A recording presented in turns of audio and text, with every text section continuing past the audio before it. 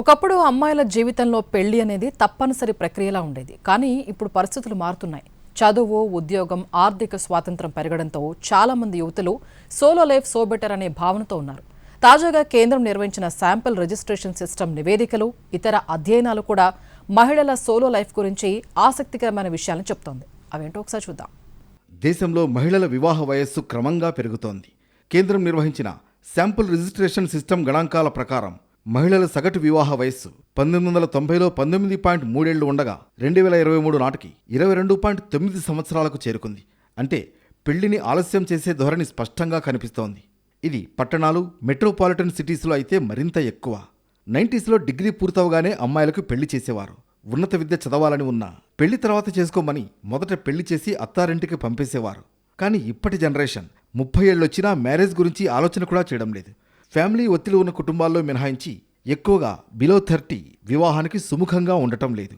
Solo లైఫ్ని ఎంచుకోవడానికి ప్రధాన కారణాల్లో కెరీర్ మొదటి స్థానంలో ఉంది.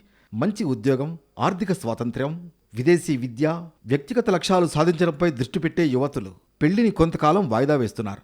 గత తరాల మాదిరిగా పెళ్లినే జీవిత లక్ష్యంగా భావించడం తగ్గుతోంది.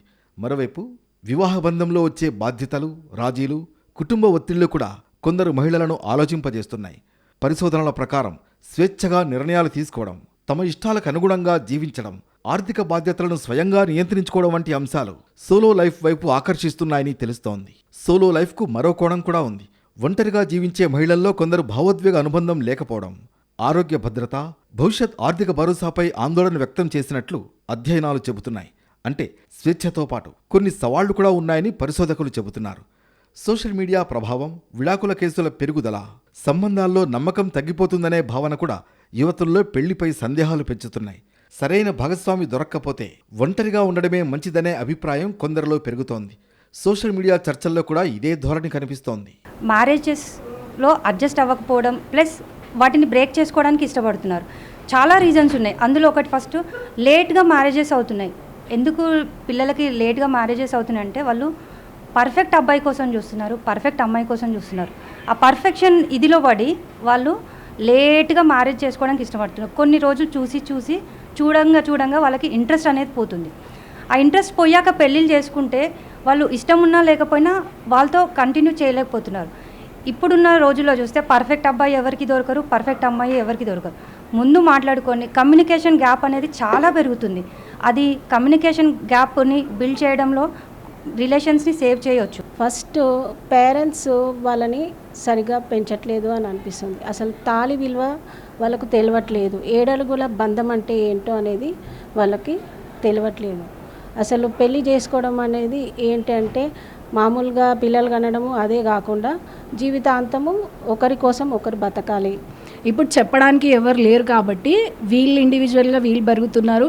వాళ్ళ పేరెంట్స్ ఈ బిజీ లైఫ్లో ఉంటున్నారు కాబట్టి వాళ్ళు చెప్పలేకపోతున్నారు. సో ఎంతసేపు వీళ్ళ ఫైనాన్షియల్ స్టేటస్ కోసం ఆలోచిస్తూ పిల్లల్ని పట్టించుకోవడం కూడా మానేస్తున్నారు parents. That is the main reason.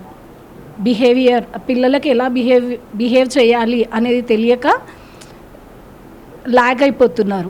That's the main reason. రాష్ట్రాల వారీగా చూస్తే వివాహ వయస్సు ఎక్కువగా ఉన్న ప్రాంతాల్లో మహిళలు పెళ్లిని ఆలస్యం చేసే ధోరణి ఎక్కువగా కనిపిస్తోంది. జమ్మూ కాశ్మీర్, హిమాచల్ ప్రదేశ్, మహారాష్ట్ర వంటి రాష్ట్రాల్లో మహిళల వివాహ వయస్సు జాతీయ సగటు కంటే ఎక్కువగా నమోదైంది. పెళ్లి అనేది ప్రతి ఒక్కరి వ్యక్తిగత నిర్ణయం. ఒకప్పుడు సమాజం నిర్ణయించేది. ఇప్పుడు యువతులు తమ భవిష్యత్తు, కెరీర్, జీవనశైలిని దృష్టిలో పెట్టుకుని నిర్ణయాలు తీసుకుంటున్నారు. సోలో లైఫ్ స్వేచ్ఛనిస్తే పెళ్లి భావోద్వేగ అండనిస్తుంది. ఈ రెండింట్లో ఏది మంచిదన్నది వ్యక్తిగత పరిస్థితిలో, అభిరుచులపై ఆధారపడి ఉంటుందని చెబుతున్నారు నిపుణులు. ఈ అమ్మాయిలు ఎలా ఆలోచిస్తున్నారంటే కెరియర్ వైజ్ ఆలోచించి చదువుకొని కూడా నేను ఇంట్లో ఉండాలా, ఇంట్లో ఉండి నేను ఎందుకు పని చేయాలా, ఇంట్లో ఉండి వంట చేయాలా, పొద్దున్న లేసి నేను వంట చేసి పొద్దంతా కిచెన్లోనే ఉండాలా అన్న ఆలోచన కూడా చాలామందికి ఎక్కువైపోతుంది. దానివల్ల కూడా గ్యాప్ అనేది వస్తుంది. అదే విడిపోయి జాబ్ చేస్తూ వచ్చిండే డబ్బులు మేడ్స్కి, సర్వెంట్స్కి పెట్టుకొని కూడా సపరేట్గా హ్యాపీగా ఉండొచ్చు కదా అన్న ఆలోచనలు కూడా చాలామందికి ఎక్కువైపోతున్నాయి. మేల్లో చాలామంది ఎలా అంటే పెళ్లి చేసుకున్నది ఎందుకు, నువ్వు ఉండాలా, పిల్లల్ని చూసుకోవాలా, ఇంట్లో పని చేసుకోవాలా అనే ఆలోచనలో చాలామంది మేల్ ఉంటున్నారు. ఫీమేల్ కూడా ఈక్వల్లీ ఇంపార్టెంట్గా పోటీ పడుతున్నారు.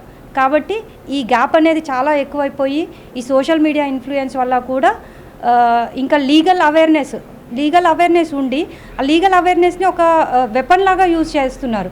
కానీ దాన్ని ఒక అడ్వైస్ లాగా దానివల్ల యూజ్ చేయట్లేదు, ఒక వెపన్ లాగా యూజ్ చేసి తొందరగా విడిపోతున్నారు. నిజానికి పెళ్లి చేసుకోవాలా లేక సోలో లైఫ్ కొనసాగించాలా అనే ప్రశ్నకు ఒకే సమాధానం లేదు. మారుతున్న కాలంతో పాటు మహిళల ఆలోచనా విధానం కూడా మారుతోంది. స్వతంత్ర జీవితం వైపు అడుగులు వేస్తున్న యువతుల సంఖ్య పెరుగుతున్నప్పటికీ ఒంటరితనం, భద్రత వంటి అంశాలు ఇంకా చర్చనీయాంశంగానే ఉన్నాయి. మరి భవిష్యత్తులో ఈ ధోరణి ఎంతవరకు పెరుగుతుందో చూడాలి. వివాహం చేసుకున్నా కూడా వైవాహిక బంధం సరిగ్గా ఉంటుందా లేదా అనే అనుమానాలు పెరుగుతూ ఉండడం సోలో లైఫ్కి ఒక కారణంగా కనిపిస్తుంది. ఈ మధ్య కాలంలో విపరీతంగా భార్యాభర్తల నడుమ మనస్పర్ధలు పెరగడం, పిల్లలు పుట్టిన తర్వాత విడాకులు తీసుకుంటే భారమంతా మహిళలపై పడడంతో ఆర్థిక ఇబ్బందులు విపరీతంగా పెరుగుతున్నాయి. ఇవన్నీ భరించలేక పెళ్లి జోలికి వెళ్లడం లేదని నిపుణులు చెబుతున్నారు. ఇది ఇలాగే కొనసాగితే భవిష్యత్తులో జనాభా మీద తీవ్ర ప్రభావం పడుతుందని ఆందోళన వ్యక్తమవుతోంది. మగాళ్ల కంటే 5 రెట్లు పెరిగారు ఒంటరి మహిళలు. తెలంగాణలో ఒంటరి మహిళల సంఖ్య పురుషుల కంటే 4 నుంచి 5 రెట్లు ఎక్కువగా ఉంది. ఏపీలో పురుషుల కంటే వీరి సంఖ్య 4 రెట్లు అధికంగా ఉంది. ప్రస్తుతం విడాకులు తీసుకునే వారి సంఖ్య తెలుగు రాష్ట్రాల్లో పెరగడం, పెళ్లికి దూరంగా ఉండాలనే ఆలోచనలే దీనికి కారణం. విడాకులు, వితంతువుల సంఖ్య పెరగడం అలజడి రేపుతోంది. పెళ్లిళ్లపై ఆసక్తి పోవడంతో సోలో లైఫ్ బెటర్ అనే సంఖ్య ఎక్కువవుతోంది.